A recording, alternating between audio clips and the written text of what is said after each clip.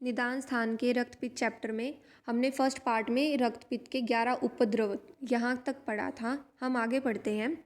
मार्गो पुनरस्य द्वो ऊर्ध्व च अधश्च, यानी कि रक्तपित्त के मार्ग कितने होते हैं? 2 मार्ग होते हैं। ये हमने सबसे शुरू में भी पढ़ा था कि रक्तपित्त के मार्ग या फिर गति कितने होते हैं? 2 होते हैं।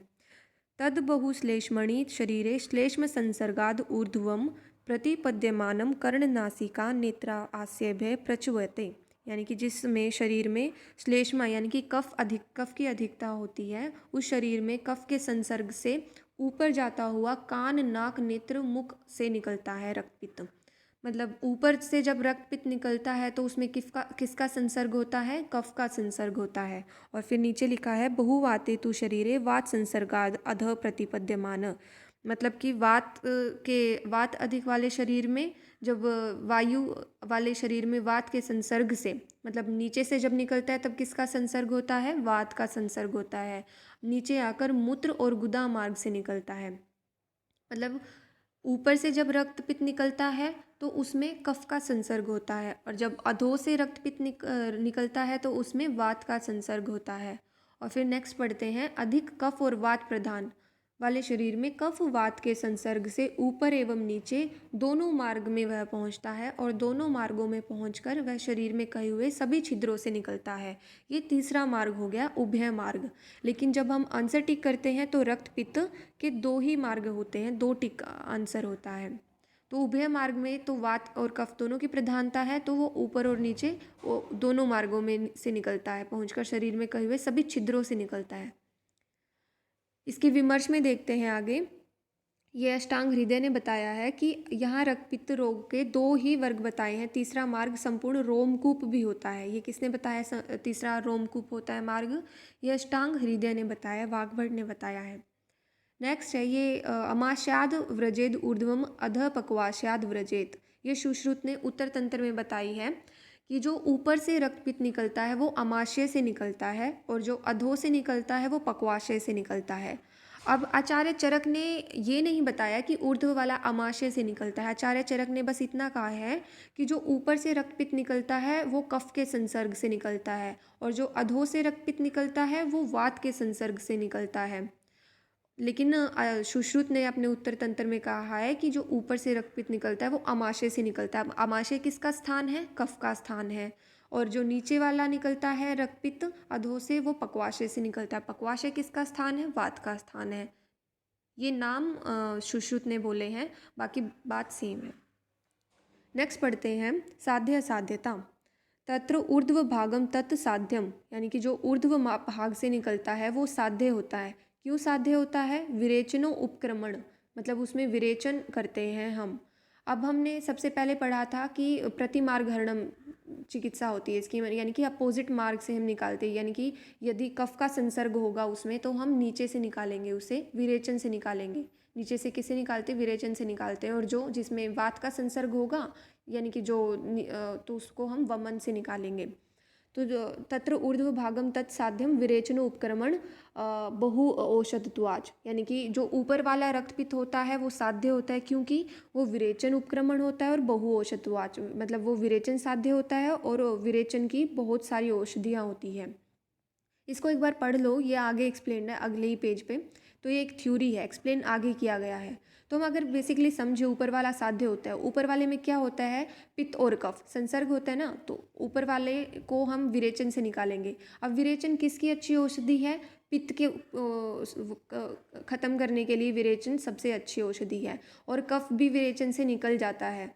तो ये हम आगे एक्सप्लेन करेंगे। तो यहाँ पे असर्शन रीजन बनता है। कैसा क्वेश्चन बनेगा यहाँ पे कि ऊर्ध्व भाग वाला साध्य है, ये असर्शन है, और रीजन क्या है? विरेचन उपक्रमणात् और बहु औषधत्वाच, यानी कि विरेचन से साध्य है, इसमें विरेचन करवाते हैं और विरेचन की बहुत सारी औषधियाँ होती हैं, तो ये रीजन है। तो एक टिक होगा कि असर्शन भी सही है और रीजन भी सही है। नेक्स्ट आते हैं तद अधोभागम तद याप्यम वमनो उपक्रमण और अल्प औषधवाच, यानी कि जो अधोभाग वाला रक्तपित्त है वो याप्य होता है क्योंकि वो वमन साध्य होता है, और वमन की अल्प औषध होती है। तो हमने पढ़ा था कि विपरीत मार्ग हरणम, होती है, प्रतिमार्गहरणम चिकित्सा होती है, तो जो अधोभाग वाला होगा हम उसको ऊपर से निकालेंगे। ऊपर से कैसे निकालते हैं? वमन से निकालते हैं, और वमन की औषधियाँ अल्प है। तो जो अधोभाग वाला होता है वो रक्तपित्त याप्य होता है। नेक्स्ट आते हैं तद उभय भागम तद असाध्यम। जो उभय भाग वाला होता है वो असाध्य होता है, क्योंकि दोनों मार्ग से रक्तपित्त जाने पर वमन और विरेचन दिया नहीं जा सकता, और ऐसी कोई औषध नहीं है जो दोनों मार्गों को ठीक कर सके। इसको हम दोबारा पढ़ते हैं। ये एक पैरा थ्योरी है, एक्सप्लेन आगे है। क्या है कि तत्र ऊर्ध्व भागम तत्साध्यम। ऊर्ध्व भाग से जो रक्तपित्त होता है वो साध्य होता है। क्यों साध्य होता है? क्योंकि उसमें विरेचन हम देते हैं, और विरेचन की बहुत सारी औषधियाँ होती है। पहला कारण है वो विरेचन साध्य होता है, और विरेचन की बहुत सारी औषधियाँ होती है। सेकंड है तद अधोभागम तद याप्यम। अधोभाग वाला जो होता है वो याप्य होता है, क्योंकि वो वमन साध्य होता है, उसमें वमन करवाते हैं, और वमन की जो औषधियाँ होती है अल्प औषधवाच, इसमें अल्प औषधियाँ होती है। नेक्स्ट आते हैं यद उभय भागम। जो उभय भागम वाला है, उभय भाग से जो रक्तपित्त निकलता है, तद असाध्यम। वो असाध्य होता है, क्योंकि ऐसी कोई औषधि नहीं है जो ऊपर और नीचे दोनों मार्गों को ठीक कर सके। नेक्स्ट आते हैं रक्तपित्त का विप्रकृष्ट कारण। रक्तपित्त का प्रकोप तो प्राचीन काल में दक्ष प्रजापति के यज्ञ के नष्ट होने पर रुद्र के कोप और अमर्ष अग्नि से संतर्प शरीर को प्राण वाले प्राणियों में ज्वर के बाद हुआ। तो अगर ऐसा क्वेश्चन पूछा जाए कि रक्तपित्त का विप्रकृष्ट कारण क्या होता है, तो है दक्ष यज्ञ उद्वंशे रुद्र कोपम अमर्ष अग्निना, ये उसका कारण है। जो रक्तपित्त का मेन कारण है, हमने पीछे निदान में पढ़ा है, वो उष्ण तप्त वाला जो पैसा बार बार बहुत ज़्यादा दूध पी लेना उष्ण गर्मी से तप्त होकर। लेकिन अगर विप्रकृष्ट कारण पूछा जाए तो वो ये है दक्ष यज्ञ उद्वंश से रुद्र कोपम अमर्ष अग्निना। नेक्स्ट आते हैं, ये संक्षिप्त में चिकित्सा सूत्र बताया गया है रक्तपित्त का। क्या है? सावधानी पूर्वक वैद्य को उचित है कि शीघ्र ही नाशक दावाग्नि की तरह यदि रक्तपित्त रोग आपतित हो जाए तो अत्यधिक इस रोग की शांति का प्रयत्न मात्रा देश काल का विचार कर संतर्पण के द्वारा या अपतर्पण के द्वारा, संतर्पण अपतर्पण वा मृदु मधुर शीत तिक्त और कषाय प्रधान भोजन के द्वारा और बाहरी शरीर पर लेप परिषेक अवगाह स्पर्श और वमन द्वारा शीघ्र कराना चाहिए। अब ये इंपॉर्टेंट नहीं है। इंपॉर्टेंट क्या है? संतर्पण अपतर्पण के द्वारा और मृदु मधुर। ये सारे के सारे मृदु मधुर शिशिर तिक्त कषाय ये किसको शांत करते हैं? ये पित्त को शांत करते हैं। तो ये सारी औषध हमें देनी चाहिए। ये रक्तपित्त का चिकित्सा सूत्र है संक्षिप्त में, क्योंकि हम मेन चिकित्सा सूत्र किस में पढ़ेंगे? चिकित्सा स्थान में पढ़ेंगे आगे जाके। नेक्स्ट आता है असाध्यता में कारण। अब यहाँ पे एक्सप्लेन है। क्या है असाध्यता में कारण? जो ऊर्ध्व भाग से निकलता है वह रक्तपित्त साध्य होता है। क्यों साध्य होता है? क्योंकि उसमें विरेचन दिया जाता है, और उसकी बहुत सारी औषध है। ये हम पीछे पढ़ के आए हैं, असर्शन रीजन भी बनाया हमने इसमें। विरेचनम तो पित्तस्य जायर्थे परम औषधम, यानी कि विरेचन जो है पित्त को जीतने के लिए, पित्त को पराजित करने के लिए वो उत्तम औषध है। हमें पता है इस चीज़ का। इसमें ऐसा क्वेश्चन भी बन सकता है कि विरेचनम तू पित्तस्य को फिलअप करवा ले, इसको ब्लैंक छोड़ के जायार्थे परम औषधम। तो ये बच्चों वाला क्वेश्चन है कि विरेचन किसकी उत्तम औषध होती है? पित्त को विजय प्राप्त करने के लिए उत्तम औषध होती है। ओके। और उसमें जो कफ का संबंध होता है उसमें भी विरेचन मध्यम है, यानी कि ऊपर वाले में किसका वो होता है? पित्त होता है, और संसर्ग किसका होता है? साथ में कफ का होता है। और ऊपर वाले को कहाँ से निकालना है? हमें नीचे से निकालना है। तो ऊपर वाले को नीचे से निकालने के लिए हम विरेचन करवाते हैं, और विरेचन पित्त की उत्तम औषध है। और जो कफ है साथ में संसर्ग में, उसके लिए भी विरेचन मध्यम है। ऊर्ध्व रक्तपित्त में मधुर औषधि उपयोग होती है। तो जो पित्त वाली औषधियाँ होती है मधुर होती है, क्योंकि मधुर में कौन सी महाभूत की प्रधानता होती है? मधुर में होती है जल और पृथ्वी। तो ये दोनों की दोनों विरेचन कारक होती है। तो मधुर रस खुद पित्त को शांत करता है, उसके लिए उत्तम औषध होती है, मधुर औषधि उपयोग होती है। इसलिए ऊर्ध्व रक्तपित्त साध्य होता है। हम इसको दोबारा पढ़ते हैं। जो ऊर्ध्व रक्तपित्त होता है उसको हम नीचे से निकालते हैं, क्योंकि आचार्य बोल के गए हुए हैं कि इसकी प्रतिमार्गहरणम चिकित्सा विधीयते। तो रक्तपित्त की चिकित्सा अपोजिट मार्ग से होती है। तो ऊपर वाले को हमें नीचे से निकालना है। ऊपर में संसर्ग किसका होता है? पित्त होता है, साथ में कफ का संसर्ग होता है। अब जो पित्त होता है उसको हरण करने के लिए विरेचन उत्तम औषधि होती है, और जो साथ में कफ होता है उसको भी हरण करने के लिए जो विरेचन होता है वो मध्यम होती है। और फिर नेक्स्ट आते हैं, उसमें विरेचन की औषधियाँ कैसी होती है, मधुर औषधियाँ होती है, और वो भी पित्त का शमन करती है। तो इस वजह से, इन कारणों की वजह से पित्त ये जो ऊर्ध्व वाला होता है वो साध्य होता है। नेक्स्ट आते हैं अधोग रक्तपित्त की याप्यता, यानी कि अधोग रक्तपित्त याप्य क्यों होता है। जो रक्तपित्त अधोभाग से निकलता है वह वमन के अल्प लाभ करने से तथा औषधियों के अल्प होने से याप्य होता है। ये हम पीछे पढ़ के आए हैं कि वो वमन साध्य होता है। क्यों वमन साध्य होता है, क्योंकि ये आचार्य बता के गए हो कि अपोजिट मार्ग से निकालनी है, तो ये अधो वाला रक्तपित्त है, ये हमें वमन से निकालना है, और वमन की जो औषधियाँ होती है वो बहुत कम होती है, इस वजह से याप्य होता है, ये निश्चित है। वमन पित्त को निकालने में उत्तम नहीं होता। अब नीचे वाले में किसका संसर्ग होता है, पित्त तो होता ही है, पित्त के साथ किसका संसर्ग होता है, वात को। अब इन दोनों को ही निकालने के लिए जो वमन होता है ये उत्तम नहीं होता है, और अधोग में जो वात का संबंध रहता है उसे दूर करने में वमनहीन होता है। तो दोनों में ही अच्छा नहीं है, इसलिए कषाय एवं तिक्त रस से इससे लाभदायी नहीं होते हैं। कषाय और जो वमन कारक द्रव्य होते हैं वो कषाय और तिक्त होते हैं, वो लाभदायी नहीं होते हैं। इसलिए जो रक्तपित्त अनुलोम यानी कि अधोग से हमें निकालना होता है वो याप्य होता है। इसको दोबारा समझते हैं। वमन, हमें जो अधोग से रक्तपित्त निकालना होता है तो हमें अपोजिट मार्ग से निकालना होता है। अधो वाले को हम कहाँ से निकालेंगे, ऊपर से निकालेंगे। तो ऊपर से निकालने के लिए कौन सी चिकित्सा होती है, वमन होती है। तो नीचे में संसर्ग किसका होता है, पित्त होता है, और पित्त के साथ किसका संसर्ग होता है, वात का संसर्ग होता है। अब जो वमन है वो ना तो पित्त को निकालने के लिए और ना ही वात को निकालने के लिए अच्छी औषधि नहीं है, यानी कि अच्छा मेथड नहीं है। और साथ में इसमें जो वमन कारक औषधियाँ होती है वो कषाय और तिक्त होती है, वो भी अच्छी नहीं है। तो इस वजह से ये याप्य होता है। नेक्स्ट आते हैं रक्तपित्त की असाध्यता। अब ये जो श्लोक हम अभी तक पढ़ते आ रहे थे, प्रतिमार्गम च हरणम रक्तपित्ते विधीयते, ये डायरेक्ट पूछा जाएगा कि किसका चिकित्सा सिद्धांत है। ये रक्तपित्त का चिकित्सा सिद्धांत है कि रक्तपित्त में विरुद्ध मार्ग से दोषों को निकालने का विधान है। नेक्स्ट आते हैं असाध्यता के कारण। अब कोई भी व्याधि असाध्य क्यों बनती है, उसके कारण बताए गए हैं। प्रेष्य अपकरण अभाव, दोरात्मा, वैद्य दोषत, अकर्मतश्च। देखो यहाँ पे 4 कारण बताए हैं। प्रेष्य अपकरण अभाव, जो प्रेष्य यानी कि अपकरण अभाव हो गए, प्रेष्य ये जो नर्सिंग स्टाफ होता है, परिचारक और उपकरण से का अभाव।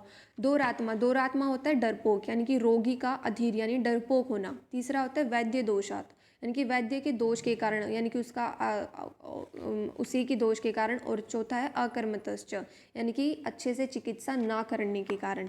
तो ये इंपॉर्टेंट है, यहाँ से क्वेश्चन पूछा जाता है कि कोई भी व्याधि असाध्य क्यों बनती है। 4 कारणों से बनती है, प्रेष्य अपकरण अभाव, दोरात्मा, वैद्य दोषत और अकर्मतश्च। मतलब अगर वो साध्य भी है तो भी असाध्य क्यों बनती है। नीचे बताए हुए कुछ कारणों से साध्य रोग भी असाध्य हो जाते हैं। ये 4 कारण है, प्रेष्य अपकरण अभाव से, दोरात्मा होने से रोगी के, और वैद्य के दोष से, और उचित चिकित्सा न करने से, यानी कि अकर्मतश्च। नेक्स्ट आते हैं रक्तपित्त का। हमने ऊपर पढ़ लिया कि जो ऊर्ध्व रक्तपित्त होता है वो साध्य होता है, अधोग होता है वो याप्य होता है, उभय होता है वो असाध्य होता है। लेकिन यहाँ पे असाध्यता के लक्षण बताए गए हैं कि मतलब अगर ये लक्षण भी प्रेजेंट हो उसमें रक्तपित्त में तो भी वह असाध्य होता है। ये कौन से हैं, यत कृष्णम अथवा नीलम यद्वा शक्रधनुष प्रभम, यानी कि जब रक्तपित्त रोग में गिरने वाले रक्त का वर्ण काले या नीले या फिर आकाश में दिखाई पड़ने वाले इंद्रधनुष की तरह लाल, हरा, पीला हो, उस रक्त में सफ़ेद कपड़ा, तो लाल, हरा, नीला, पीला हो, शक्रधनुष प्रभम, अगर उसका ऐसा कलर होता है रक्तपित्त का तो क्या है, वो असाध्यता का लक्षण है, मतलब ऐसा रक्तपित्त असाध्य होता है। नेक्स्ट पढ़ते हैं रक्तपित्तम असाध्यम तद वाससो रंजनम च यत। ये इम्पोर्टेंट है, मतलब अगर कपड़े से सफ़ेद कपड़ा उसमें रंग हो जाए, रंजित हो जाए, उसको धोने से भी उसका कलर नहीं उतरता है, उसका रंग धोने पर भी न छूटे, तो वो रक्तपित्त रोग असाध्य होता है। ये ऐसा कुछ हमने आर्तव में भी पढ़ा था। जो आर्तव होता है वो अगर कपड़ा रंग जाए आर्तव से तो वो छूट जाता है, तो उसका शुद्ध होने का लक्षण होता है। लेकिन जो रक्तपित्त होता है वो असाध्य होता है, तो उसका जो सफ़ेद कपड़ा जो रंगा जाता है उसके धोने पे भी नहीं निकलता है। तो ये दोनों में डिफरेंशियल डायग्नोसिस हो गया, यानी कि जो रक्तपित्त होता है उसमें यदि सफ़ेद कपड़ा रंग जाए अर्थात उसका रंग धोने पर भी न छूटे तो वो रक्तपित्त है, अगर छूट जाए तो वो आर्तव है। नेक्स्ट है भृशम पुतियति मात्रम च सर्वो उपद्रव च यत बलमाशय यच तच रक्तपित्तम असिद्धिमत। मतलब जो रक्तपित्त होता है उसमें गिरने वाले रक्तपित्त में दुर्गंध अधिक हो, पुति दुर्गंध होता है पुति, और सारे उसमें उपद्रव प्रेजेंट हो, एक साथ प्रेजेंट हो, और बल एवं मांस के क्षय होने पर यदि वह रोग हो जाए तो वह असाध्य होता है। और नेक्स्ट है जिस रक्तपित्त रोग में पीड़ित मनुष्य सभी दिखाई देने वाली वस्तुओं को आकाश में रक्त वर्ण का देखता है और रक्तपित्त असाध्य होता है। ऐसे असाध्य रक्तपित्त के रोगी को त्याग देना चाहिए। याप्य रक्तपित्त के रोगी को पथ्य आहार विहार की सुविधा प्रदान कर यत्न से रोग का यापन करना चाहिए और साध्य रक्तपित्त की चिकित्सा सावधान होकर सिद्ध अनुभूत औषधियों से करनी चाहिए। अब इस पैरे में दो ही लाइन इंपॉर्टेंट थी, दो ही पॉइंट्स इंपॉर्टेंट थे यहाँ पे श्लोका में, कि एक तो उस रक्तपित्त का कलर कैसा हो, शक्र धनुष प्रभम हो, और एक उस रक्तपित्त का कपड़े पे से धोने से भी उसका रंजन मतलब रंग ना उतरे, यही इंपॉर्टेंट है। बाकी ये तो हमें समझ में आता है, अगर उसका बल माश्चय और सारे उपद्रव प्रेजेंट होते हैं तो सारी ही व्याधियाँ असाध्य में कन्वर्ट हो जाती हैं। तो इसमें कौन से नोट करने हमें, शक्र धनुष प्रभम और उसमें तद्वासुरंजम चयत असाध्यम, मतलब उसका जो कपड़े का रंग है वो ना उतरे। नेक्स्ट है आखिर में पढ़ते हैं इसमें अध्याय का उपसंहार। निदान स्थान के इस अध्याय में मोह रजोगुण रूप दोष लोभ मान मद स्प्रिया से रहित पुनर्वसु ने रक्तपित्त रोग के कारण नामकरण के कारण हेतुओं के पूर्व रूप उपद्रव मार्ग दोषों का संबंध और इनकी साध्य असाध्यता बताई है। अब यहाँ से क्वेश्चन क्या आया हुआ है, वीत मोह रजो दोष लोभ मान मद स्प्रिय, ये पूछा गया है कि ये किसके लिए बोली गई है ये टर्म, तो ये आत्रेय के लिए बोली गई है, बस इतना ही पूछा गया है यहाँ से। और हमें ये ऊपर दिख रहा होगा, ये नोट करने वाली बात है कि हमने रक्तपित्त के चिकित्सा सिद्धांत में पढ़ा है कि प्रतिमार्गहरणम ये रक्तपित्त का चिकित्सा सिद्धांत होता है। जुगुप्सा चिकित्सा का वर्णन कहाँ पे आता है, ये राज्यक्षमा में आता है। नेक्स्ट है स्वमार्गहरण, स्वमार्ग यानी कि जहाँ पे जैसा ऊर्ध्व में अगर कुपित है तो ऊपर से ही निकालना, वो स्वमार्गहरण। ये किस में होता है, ये अम्लपित्त में होता है, उसमें भी ऐसे ही निकलता है ऊर्ध्व और अधो से। और नेक्स्ट है प्रतिद्वंद चिकित्सा, यहीं पे कंफ्यूजन होती है, प्रतिमार्गहरण है रक्तपित्त की और प्रतिद्वंद चिकित्सा ये उन्माद में बताई गई है। इसको फटाफट हम शॉर्ट से पढ़ लेते हैं। हमने मार्ग इसके दो पढ़े हैं, मार्ग कितने टिक होंगे, दो टिक होंगे, ऊर्ध्व और अधो। ऊर्ध्व जो होता है उसमें कफ का संबंध होता है और अधो होता है उसमें वात का संबंध होता है, किसके, पित्त के साथ में। साध्यता असाध्यता, ऊर्ध्व जो होता है वो साध्य होता है क्योंकि वो विरेचन और विरेचन साध्य होता है और औषध उसकी ज़्यादा होती है। अधोग वाला जो होता है वो याप्य होता है, उसकी वमन साध्य होता है और उसकी औषधि कम होती है। और उभय वाला जो है वो असाध्य होता है तो उसकी हमें चिकित्सा ही नहीं करनी। चिकित्सा सूत्र में क्या बताया है, संतर्पण अपतर्पण व मृदु मधुर शिशिर तिक्त कषाय, ये बताया है इसका चिकित्सा सूत्र। और चिकित्सा सिद्धांत क्या है, प्रतिमार्गम च हरणम रक्त पित्ते विधीयते। असाध्यता में कारण हमने पढ़े हैं, 4 कारण पढ़े थे, प्रेक्ष्य उपकरण अभाव, दुरात्मा यानी कि डरपोक होना रोगी का, वैद्य दोष के कारण, और उचित क्रिया न करने से यानी कि अकर्मतश्च। असाध्यता सिम्टम यानी कि अगर ये सिम्टम भी प्रेजेंट हो तो हम रक्तपित्त को असाध्य समझेंगे। कौन से है वो, कृष्ण नील शक्र धनुष प्रभम, अगर इस कलर का रक्तपित्त गिर रहा हो तो वो असाध्य होता है। और वासोरंजन यानी कि कपड़े से जो उसका रंजन है वो ना निकले। और आखिर में हमने पढ़ा है वीत मोरजो दोष लोभ मान मद स्प्रिय, ये किसके लिए बोली गई है, ये आत्रेय के लिए बोली गई है लाइन। Thank you.